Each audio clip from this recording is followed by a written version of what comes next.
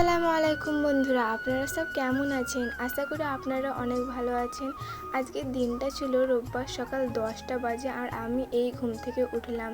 আমার দরজা জানালা আমি এখনও কিচ্ছু খুলিনি, কিন্তু মা সকাল 6টার সময় ঘুম থেকে উঠে পড়েছে। উঠে বাইরে বেরিয়ে বলছে যে দরজাটা লেগে দে, লেগে ঘুমিয়ে থাক, উঠে কি করবি, সে তো কাজ নেই বলতে গেলে উস্তাকারের বাজারটা হালকা খারাপ গেছে, তো কাম কাটেনি, সেলাই মেশিনের কাজ করি আমি। তো এই জন্য আমি বলছে যে বুধবার করে কাজ দেবো। তো আজকে হচ্ছে রবিবার, তো কদিন কাজ ছুটি থাকবে, তো এই জন্য আমি এত বেলা অবধি ঘুমিয়েছিলাম। নাহলে আমি যতই রাত অবধি কাজ করি না কেন, সেই সকাল 6টার সময় আমি ঘুম থেকে উঠে পড়ি। উঠে সবচেয়ে প্রথম এই রুমটাকে গজ করে মুখ হাত ধুয়ে তারপরে আমি খেয়ে সেলাই মেশিনের কাজে বসি।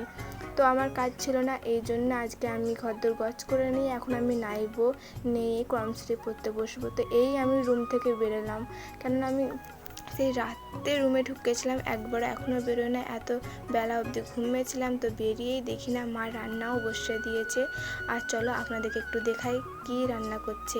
মা নিয়ে এসেছিলো কাটা পোনা আর মাছের ডিম আর চিংড়ি মাছ। সত্যি বলতে গেলে আমার অনেক কিছু খাওয়ার মধ্যে আমি খাই না, অনেক পছন্দ না। তো সবাই বলে যে এত কিছু খাবি না, তো শ্বশুরবাড়ি যে কী করবি।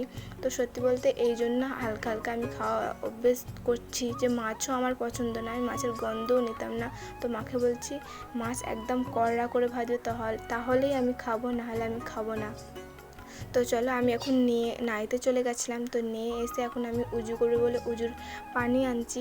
আর সত্যি বলতে গেলে আমি কোরআন শরীফ পড়ি, নামাজও পড়ি, কিন্তু আমার যখন খুবই কাজের চাপ পড়ে যায় তখন একবার করে আমার নামাজও ছেড়ে যায়, আর কোরআন শরীফ পড়াটা বেশি একটু ছেড়ে যায়। তো আমার মেজদি সে প্রতিদিন 1 পারা করে পড়লে 30 দিনে একটা খতম করে নেয়। আর যদি প্রতিদিন 2 পারা করে পড়ে 15 দিনে, প্রতিদিন যদি পড়ে 15 দিনে একটা খতম করে নেয়। কিন্তু আমি অতটাও টাইম পাই না, তো আমার অতটাও পড়া হয় না। মানে আমি কাজ করি তো টেনশনে থাকি এই টাইমে জমা দিতে হবে। কিন্তু আমি পড়ি, মাঝে মাঝে পড়ি আর নামাজও পড়ি, কিন্তু একবার করে নামাজটা ছেড়ে যায়। তো আমি এখন উজু করে নিচ্ছি, উজু করে তারপরে পড়তে বসবো। আর সত্যি বলে উজু করে আপনারা কারা কারা এই দোয়াটা বলেন আমাকে অবশ্যই কমেন্টে জানাবেন।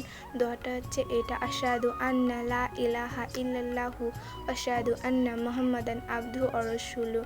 ঠিক আছে, আর এখন আমি পড়তে বসে পড়বো খাটের মধ্যে, কারণ নিচে ফাঁকা রয়েছে কিন্তু খুবই গরম হচ্ছে। তো উপরে বসবো, টেবিল ফ্যান উঁচু মতো, তো উপরেতেই হাওয়াটা লাগবে, তো এই জন্যে। আর এই রুমটাতে বেশি একটু ঝুল হয়ে যায়, তো কোরামসের বক্সটা একটু হালকা ঝুল হয়েছে, এই জন্য মানে সেলাই মেশিনে কাজ করি এই রুমের মধ্যেই, তো বেশি তাই জন্য খুবই ঝুল হয়ে যায়। সপ্তাহে 2-3 বার সাফ করলে বেশি ভালো হয়। তো এখন আমি পড়তে বসে পড়ি। আর আপনাদেরকে ভিডিওটা কেমন লেগেছে আমাকে অবশ্যই কমেন্টে জানাবেন। আর আপনারা ভালো থাকুন, সুস্থ থাকুন, আল্লাহ হাফেজ।